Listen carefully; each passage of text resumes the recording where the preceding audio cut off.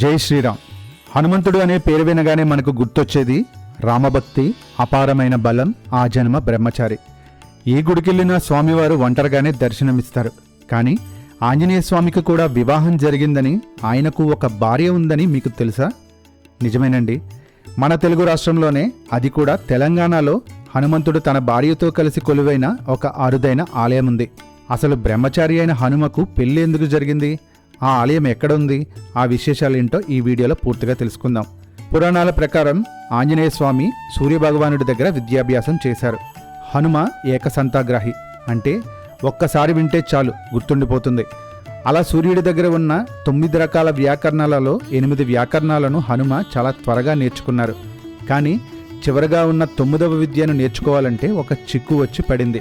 అదేంటంటే, ఆ విద్యను కేవలం గృహస్థులకు, అంటే పెళ్ళైన వారికి మాత్రమే ఉపదేశించాలి. కానీ మన స్వామివారేమో గోటక బ్రహ్మచారి. అలా అని విద్యను మధ్యలో ఆపేస్తే అసంపూర్ణం అవుతుంది. పెళ్లి చేసుకుంటే బ్రహ్మచర్య దీక్ష పోతుంది. అప్పుడు సూర్యభగవానుడు ఒక పరిష్కారం చూపించారు. తన తేజస్సుతో, అంటే తన కిరణాలతో సువర్చల అనే ఒక కన్యను సృష్టించారు. ఆమెకు భౌతిక శరీరం ఉండదు, కేవలం కాంతి రూపం మాత్రమే ఉంటుంది. ఆమెను వివాహం చేసుకున్న బ్రహ్మచర్యానికి ఎలాంటి భంగం కలగదని గురువుగారు చెప్పడంతో హనుమ ఆ సువర్చలాదేవిని వివాహం చేసుకున్నారు. అలా ఆ 9వ విద్యను కూడా పూర్తి చేసి మళ్ళీ తపస్సులో మునిగిపోయారు. మరి ఇదంతా ఎందుకు చెప్పుకుంటున్నామంటే, ఈ పురాణ గాథకు నిలువుటద్దంలా మన తెలంగాణలోని భద్రాద్రి కొత్తగూడెం జిల్లా ఇల్లందు పట్టణంలో ఒక ఆలయం ఉంది. అదే శ్రీ సువర్చల సహిత అభయ ఆంజనేయ స్వామి ఆలయం. 2006లో నిర్మించిన ఈ గుడిలో స్వామివారు తన సతీమణి సువర్చలాదేవితో కలిసి భక్తులకు దర్శనమిస్తారు. ఇక్కడ సీతారామ లక్ష్మణులు కూడా కొలువై ఉన్నారు.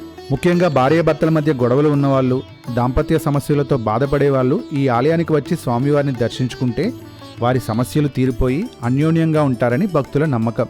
అందుకే మన తెలుగు రాష్ట్రాల నుంచే కాకుండా మహారాష్ట్ర, మధ్యప్రదేశ్ నుంచి కూడా భక్తులు ఇక్కడికి వస్తూ ఉంటారు.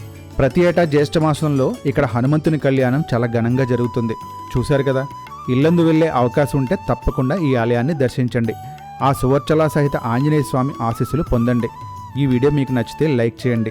సర్వే జన సుఖినో భవంతు. జై శ్రీరామ్.